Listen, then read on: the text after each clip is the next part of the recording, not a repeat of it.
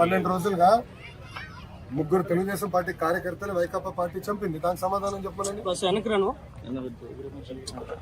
Tummapudi మంగళగిరిలోనే minority సోదరుని వైకాపా నాయకుడు చంపాడు. బ్యాట్ పట్టుకుని కొట్టి చంపేశాడు.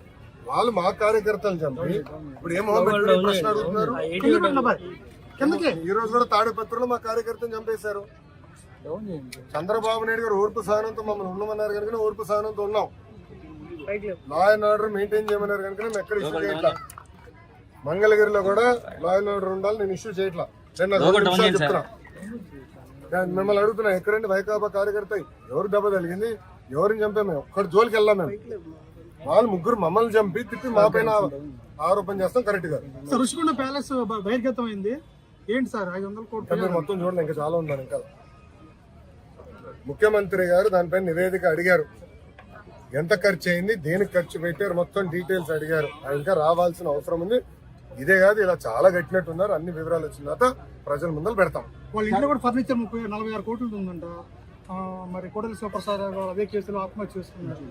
అదంతా అధికారులు వాళ్ళ ప్రాసెస్ వాళ్ళు ఫాలో చేసుకుంటారు. 12 రోజులుగా ముగ్గురు తెలుగుదేశం పార్టీ కార్యకర్తలు వైకాపా పార్టీ చంపింది. దానికి సమాధానం చెప్పాలని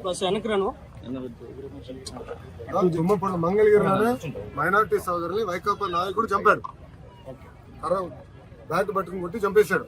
వాళ్ళు మా కార్యకర్తలు చంపి ఇప్పుడు ఏం ప్రశ్న అడుగుతున్నారు. ఈ రోజు కూడా తాడిపత్రిలో మా కార్యకర్తను చంపేశారు. చంద్రబాబు నాయుడు గారు ఓర్పు సహనంతో మమ్మల్ని ఉండమన్నారు కనుక ఓర్పు సహనంతో ఉన్నాం. లా అండ్ ఆర్డర్ మెయింటైన్ చేయమన్నారు కనుక మేము ఎక్కడ ఇష్యూ చేయట్లా. మంగళగిరిలో కూడా లా అండ్ ఆర్డర్ ఉండాలి, నేను ఇష్యూ చేయట్లా.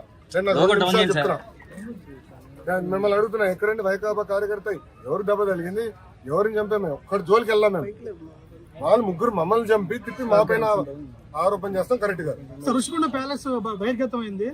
ఏంటి సార్ 500 కోట్లు మొత్తం చూడండి, ఇంకా చాలా ఉన్నారు. ఇంకా ముఖ్యమంత్రి గారు దానిపైన నివేదిక అడిగారు. ఎంత ఖర్చు అయింది, దేనికి ఖర్చు పెట్టారు, మొత్తం డీటెయిల్స్ అడిగారు. ఇంకా రావాల్సిన అవసరం ఉంది. ఇదే కాదు, ఇలా చాలా కట్టినట్టున్నారు. అన్ని వివరాలు వచ్చిన తర్వాత ప్రజల ముందర పెడతాం. వాళ్ళ ఇంట్లో కూడా ఫర్నిచర్ 46 కోట్లు ఉందంట. మరి కోడలి శివప్రసాద్ అదే కేసులో ఆత్మహత్య చేసుకున్నారు.